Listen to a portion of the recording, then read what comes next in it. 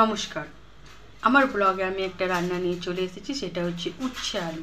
উচ্ছেগুলোকে আমি এরকম করে কেটে নিয়েছি, আলুগুলোকেও কিউব করে কেটে নিয়েছি, আর একটা গোটা টমেটো। আর আমি নিয়ে নিয়েছি শুকনো লঙ্কা, কাঁচা লঙ্কা। মশলার মধ্যে রয়েছে আমার আদা বাটা, জিরে বাটা, সামান্য সর্ষে তো বেটে নিয়েছি। তো চলুন আমি কীভাবে রান্না করব দেখতে হলে আপনারা আমার সঙ্গে থাকুন।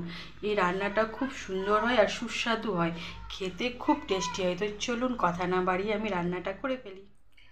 আমি করলার তেল আলু করতে আমি এবারে কি করব, কড়াতে তেল বসিয়ে দিয়েছি। এবার আমি দেবো সামান্য 5 ফোড়ন, আর অল্প পরিমাণে দেবো একটু জিরে, আর আমি যে মশলাটা করে রেখেছিলাম এই মশলাটা, লঙ্কা, শুকনো লঙ্কা, এগুলো আমি দিয়ে দেবো। একটু ফ্লেমটা কমিয়ে দিই, তেল ছুটতে আমার গায়ে চলে এসছে না। তো দেখুন আমি দিয়ে দিয়েছি। এবারে আমি দেব সম পরিমাণ মতো লঙ্কা গুঁড়ো। এবারে আমি দেব পরিমাণ মতো নুন। এবারে আমি দেব পরিমাণ মতো হলুদ, একদম অল্প হলুদ দেবো, অল্প হলুদ দিলাম। দিয়ে আমি মশলাটা একটু নেড়ে চেড়ে নেব।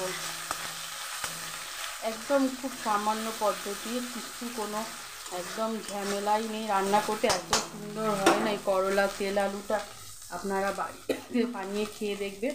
এবার আমি দিয়ে দেবো গোটা টমেটো, কেটে রাখা আলু, উচ্ছেটা।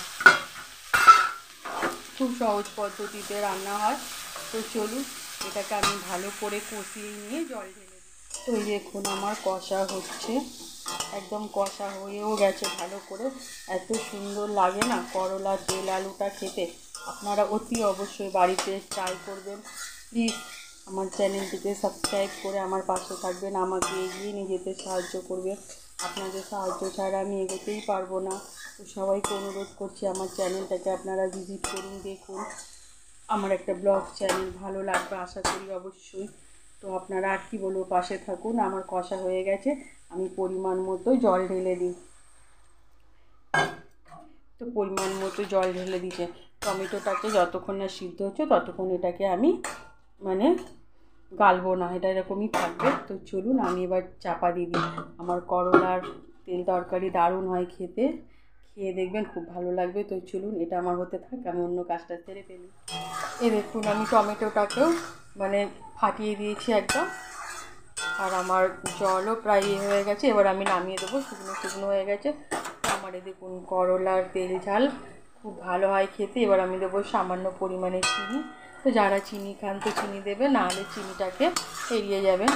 তো চলুন এবার এটাকে আমি একটা পাত্রের মধ্যে ঢেলে নিই। খুব ভালো হয় খেতে, আপনারা অতি অবশ্যই বাড়িতে ট্রাই করবেন। একদম একটা নিরামিষ রান্না, তো অতি অবশ্যই আপনারা বাড়িতে ট্রাই করবেন। তো এই দেখুন পুরো একদম রেডি।